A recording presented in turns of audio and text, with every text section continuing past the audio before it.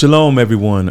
It's good to be back in the studio. I'm Sharaf Jason Wilson. His name is Jason Wilson II. To my right and to my left. My name is Elisha Nunn. Good. And we're here.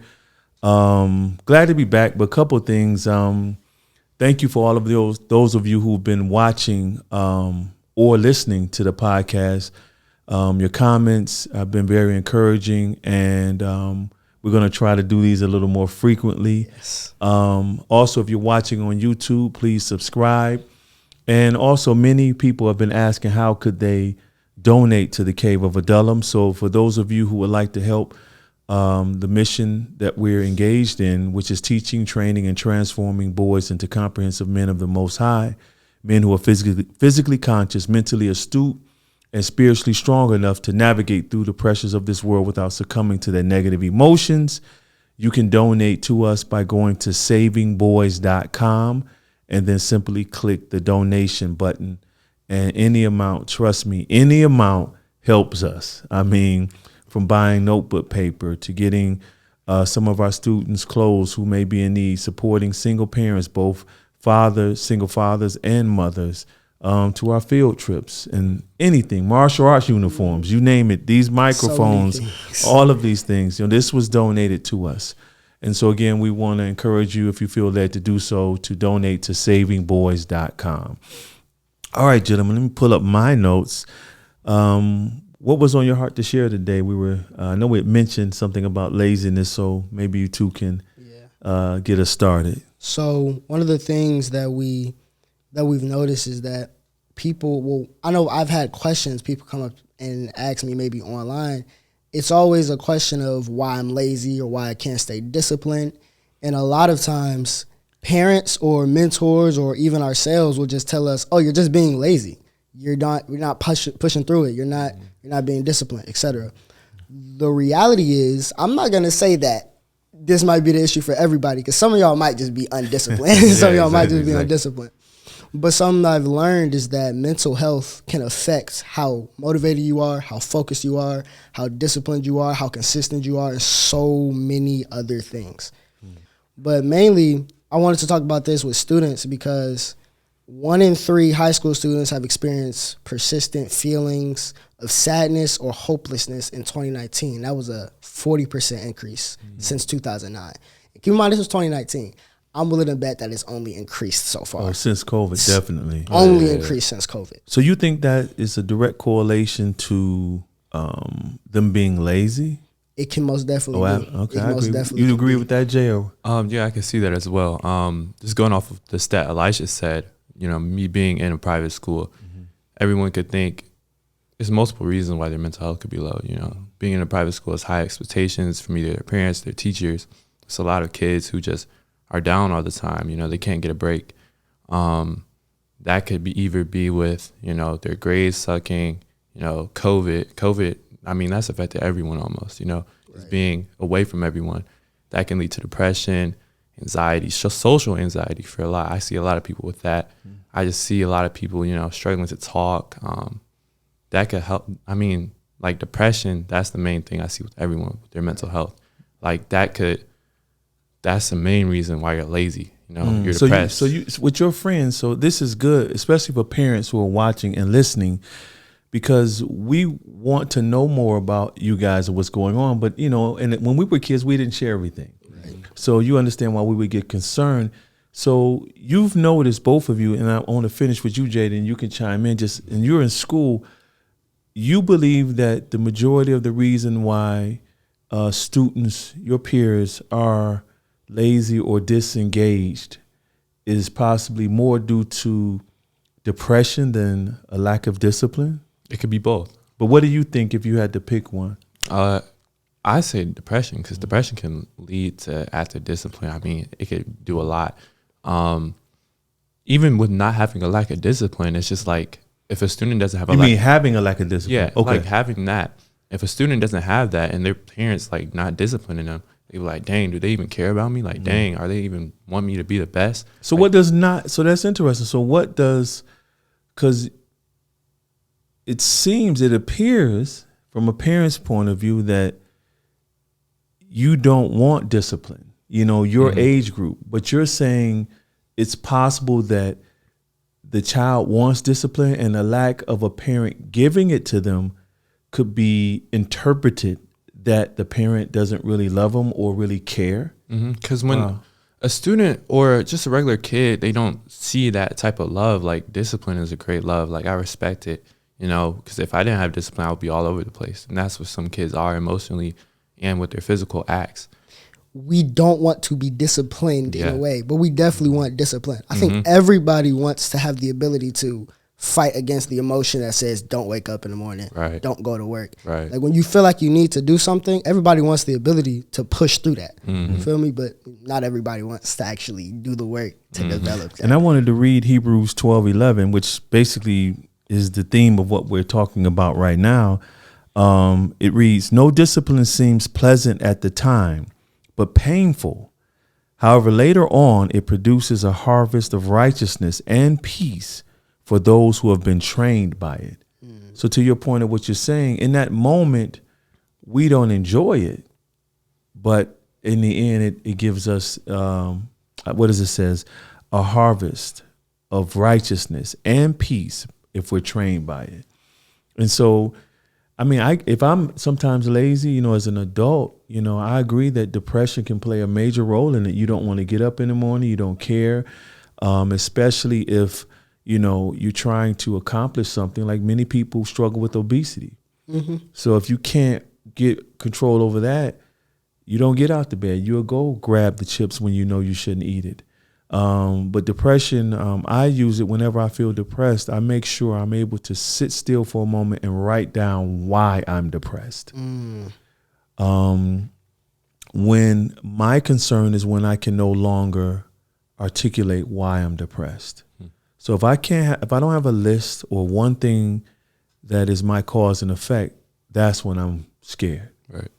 But as long as I can identify why I'm feeling depressed, I can use that to change. But let's circle back to the lazy piece. And I wanted to open up with this scripture, and I want you guys to chime in on laziness, because this is affecting not only young boys your age, but younger. And it affects adults, to be real with you. So Proverbs chapter 6, verses 6 through 10 or 11.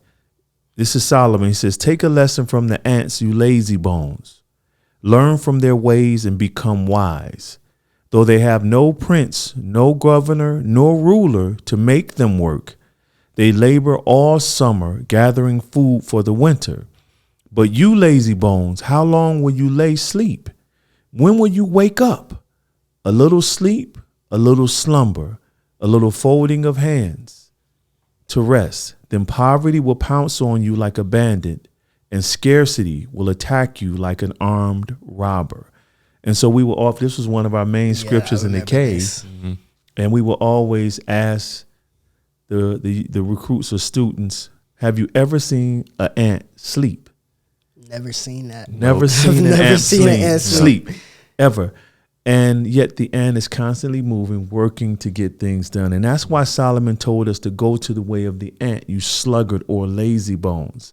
And so I just want to unpack that, because you guys got some great notes in front of you. And so how can we help people, especially boys your age, overcome, just being in a state of laziness? That's heavy for y'all. What's up? So there's a lot that you can do, because like we said, there's multiple results for laziness. So if you're in a state of laziness because you really don't want to do something, or you just are lazy, at that point, it's a push through type of thing. You get what I'm saying? It's like you have to get up and do it, because it's not like a barrier in front of you, like your bad mental health that stop you from doing it. You just don't want to do it. So get up and do it. Push through that. You know what I'm saying? That's where fortitude comes in. When it comes to mental health, there's multiple things that you can do at that point. You can try meditation to calm yourself down if it's high anxiety or high stress levels that is preventing you from actually going out to complete the task. You can try gratitude journaling if you're feeling depressed. What is gratitude journaling? Gratitude journaling. So I took from Yale University, it's an online course, mental well-being. That's what it talked about. And it talked about savoring and gratitude. Gratitude journaling is where you write down 3 things or a list of things that you're grateful for and why. Pretty much, it's like you're forcing yourself to look at the positive outlook of life. It's literally forcing yourself. Or you can savor a moment. For example, I could sit here and savor, wow, we're on camera, we're talking to a bunch of people, helping them with life, etc. Yep. What that can do is help me feel better in the situation. Is that going to make you feel on cloud 9, extremely excited? No, but that can give you that small push that you need to actually push through. And consistently doing that can definitely help your mental health. You know what I like about that? The scriptures, Paul talks about Philippians chapter 4, verses 8. Actually, verse 8. Right. Fix your thoughts or think on what is true, honorable, right, and pure, lovely, admirable. Think on those things that are excellent, worthy of praise.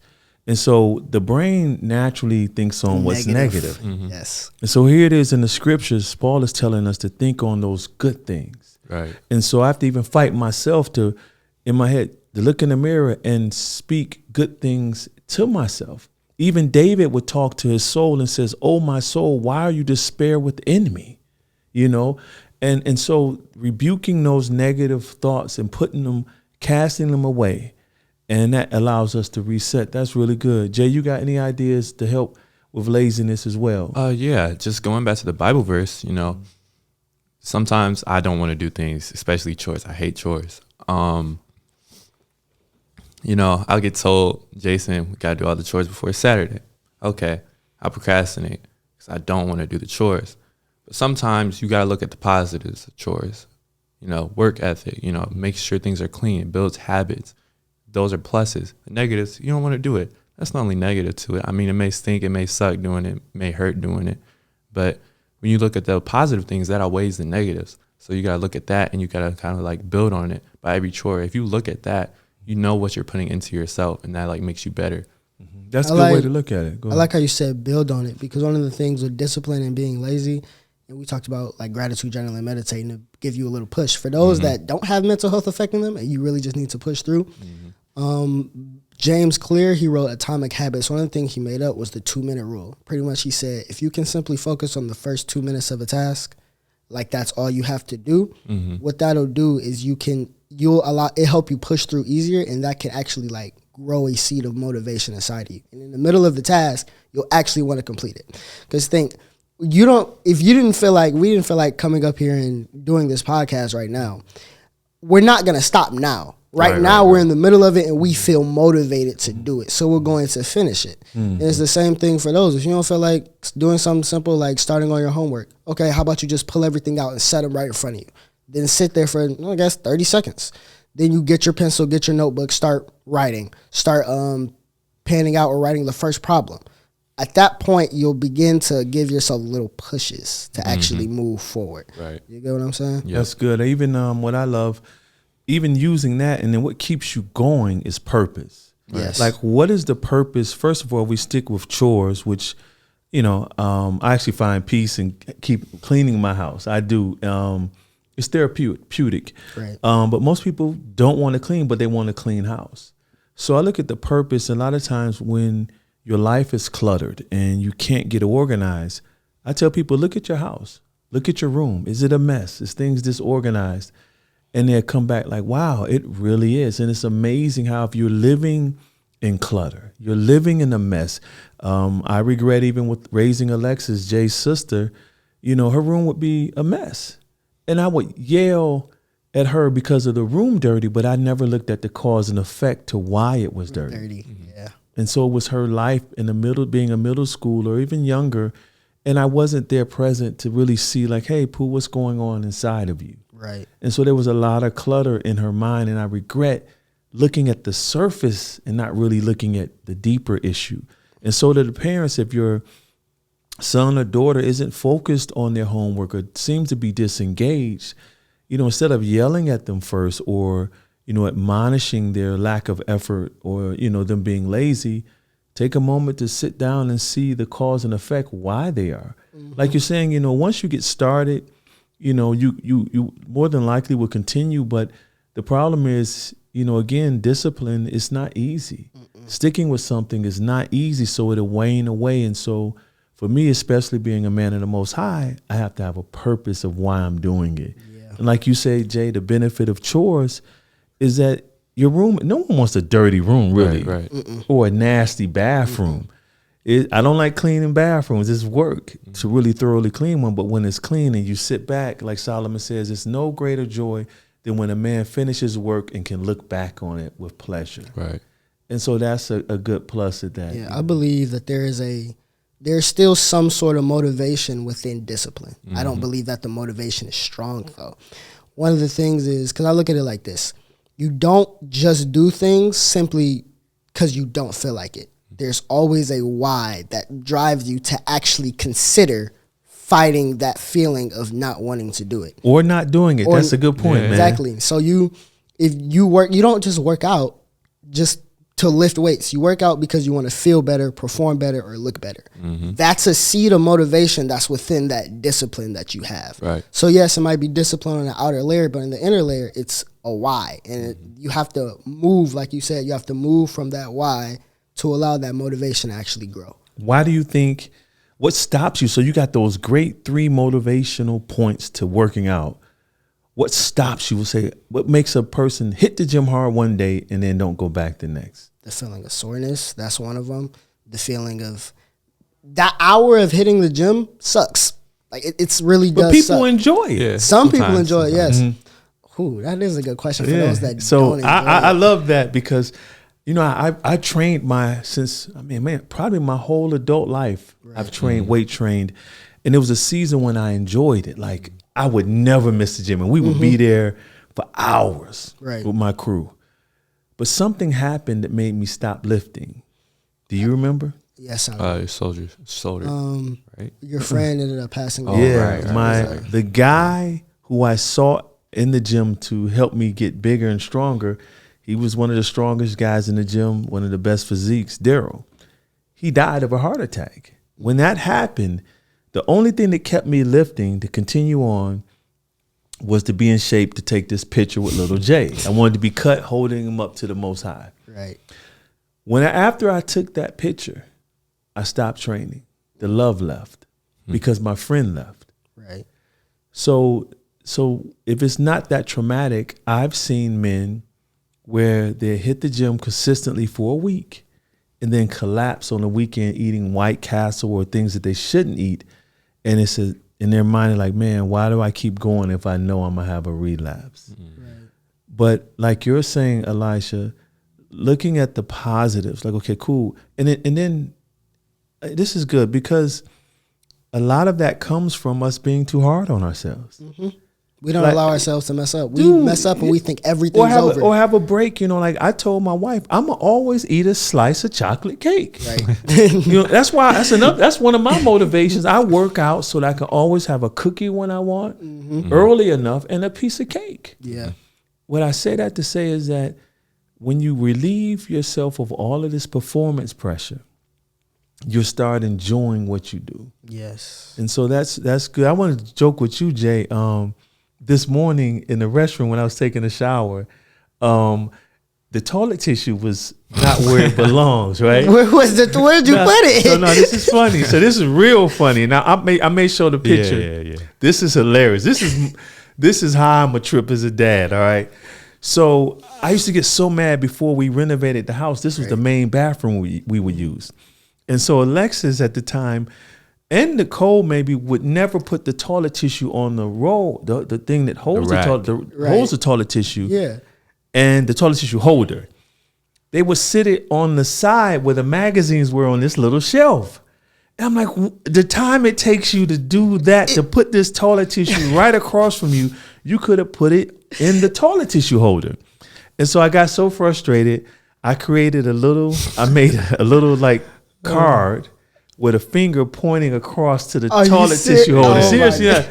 And it says, what did it say, Jay? It says, you should know I'm not in there that much anymore. I don't even know. It says, put the toilet tissue across from you. Yeah. It's something like that. If you got time to put it here, literally, put it across from you. The whole paper blocks off, like it's where you want to put it? Yeah. So like, it's literally like one of them, but there's a whole another one. So like one the paper is covering one of the things, but it's like a whole other like empty slot. Yeah. So And he put it right there. Like he sees the sign and put it right there instead of just take. So he doesn't want to take off the. Right. It's just like natural at this point. I do it so long. Like I don't even look at the thing. It's just like. And so again, is that laziness or what do you think that is? That's like going on autopilot or something. Yeah, exactly. Like, What do you think that is? It's a sign literally says, don't do that. Put it right here. And I see it. I start laughing. I said, okay, and we're going to talk about this today. Yeah. What do you think that is? What makes you do that? You know, I don't know. I don't know. Like it's looking at it, it could be laziness, but like that's not even a reason to be lazy. Like it doesn't take any effort. Do you think it's not even rebellion is too strong? no. What is it? Is it like I don't feel like doing it? I mean, but there is a place for the toilet tissue, like I often say with little Jay, with the dishwasher. So he washed dishes, and sometimes if it's a lot, he put them in a dishwasher. right. Mm-hmm. And what is one of my pet peeves is when I go to get a fork and there are none where the forks are supposed to be. They're all in the dishwasher, still clean. And so I asked you, I said, hey, do the dishes, the silverware, the pots, do they belong in the dishwasher? Yeah. And he looks at me like, oh, he trying to be deep again, you know? But no, the inventor of the dishwasher, the purpose of the dishwasher, or the purpose, period, is to what? Wash the dishes. That's like you coming home and you see your wife or your brother sleep in the bathtub. Right. I just want to be in here. Mm-hmm. The bathtub was created to do what? Wash. To wash you. And so when you look at these things, the toilet tissue holder, the purpose of it is to hold what? Toilet tissue. Yeah, and the shelf across from us is for the magazines or whatever. But again, it kind of goes back to not thinking purposefully. Thinking purposefully. And so it's amazing that, now as I'm talking through this, man, it's like in life, how much is in your life you're not really operating in that purpose. You know what I mean? It's like, because if it shows up in the small stuff, it's showing up in the bigger stuff. Yeah, you're putting things where they don't belong. So how much effort are we not putting in the places that they belong? That's good. That's real good. How much effort are we putting in places where it doesn't belong? That could definitely be another reason for laziness. Yeah, definitely a reason for laziness. And then you get frustrated because you're not accomplishing what you desire. Right. How much time we spend on social media? I mean, because you only have we have a lot, but you only have 100% to give. You don't have 150% to give. You know what I'm saying?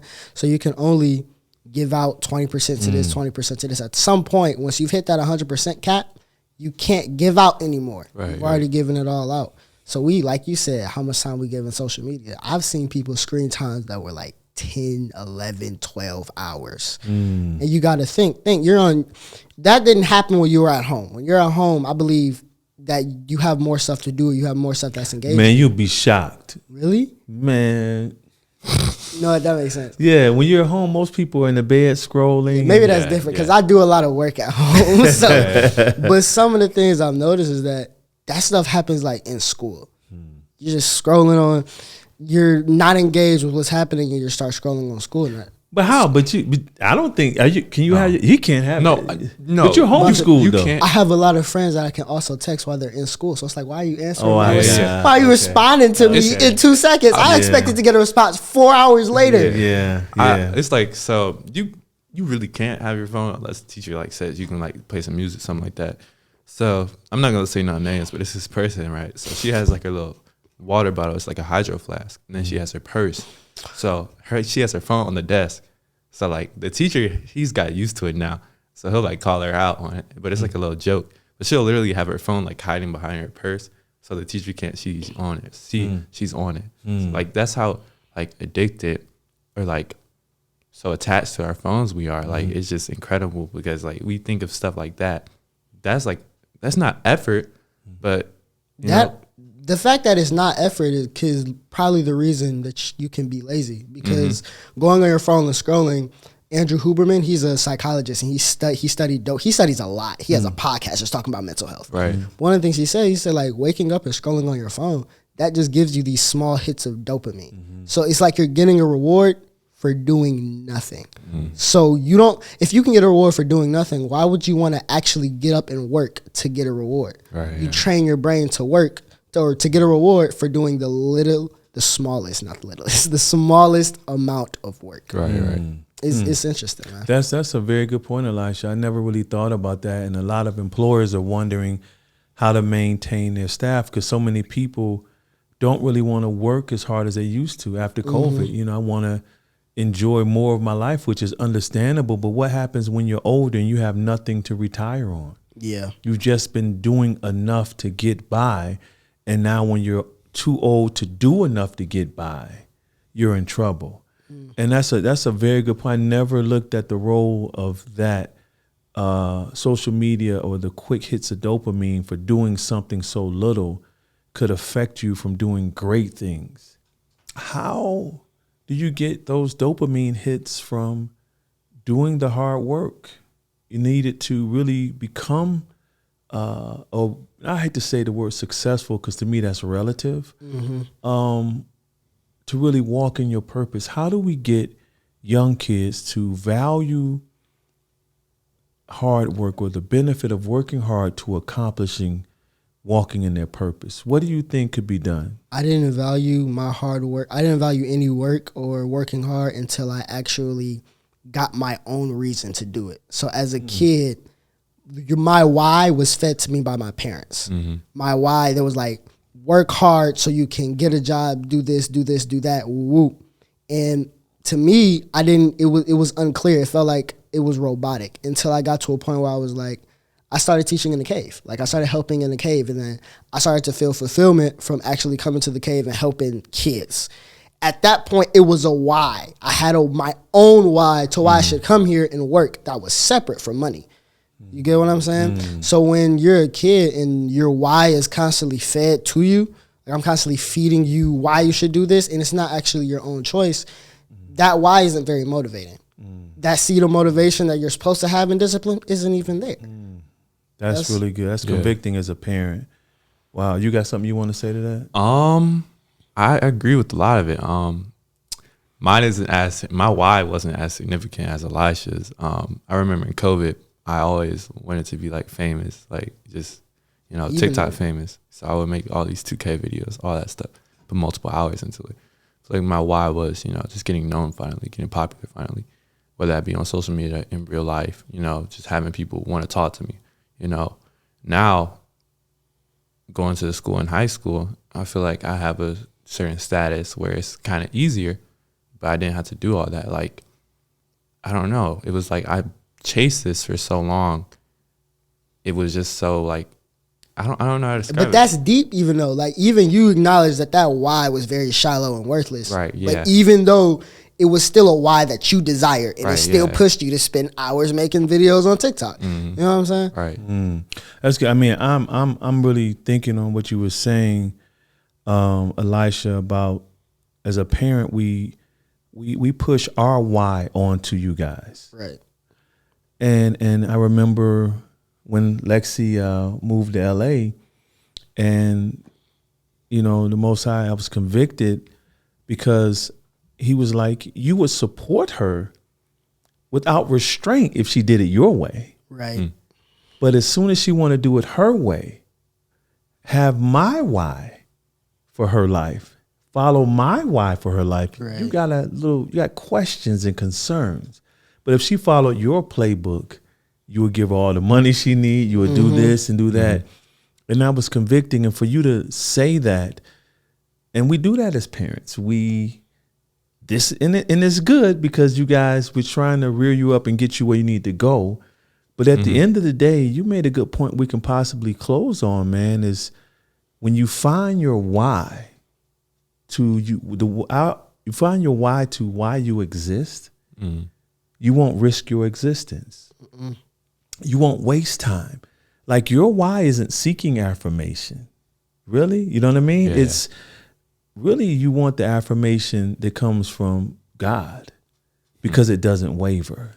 Right. Because the affirmation we get from those in this world, it wavers. It's conditional. It's built on all sand. The praise is built on what we can do that's good. So if we have our stock in that, as soon as you make a mistake, y'all see what happened? They dog you, gone. you're no good. You see it in sports and all that, you know. Yeah. If a player isn't as good or gets injured, they kind of just push you to the side. If you can't come back, you know what I mean? We see it in professional sports. Right. And so I like what you said, man. You found your why in serving others. And really that's what, you know, we're called to do as followers of Yah anyway, is to serve others, shine our light in such a way that men will see our good works but glorify him who is in heaven. Right. So I guess we can, close on that. Like, you know, one of the main things we can do to counter laziness is to find your why. Because when I found my why, which was the cave, my purpose for existence, the fire burnt all throughout the night. Nothing could quench it.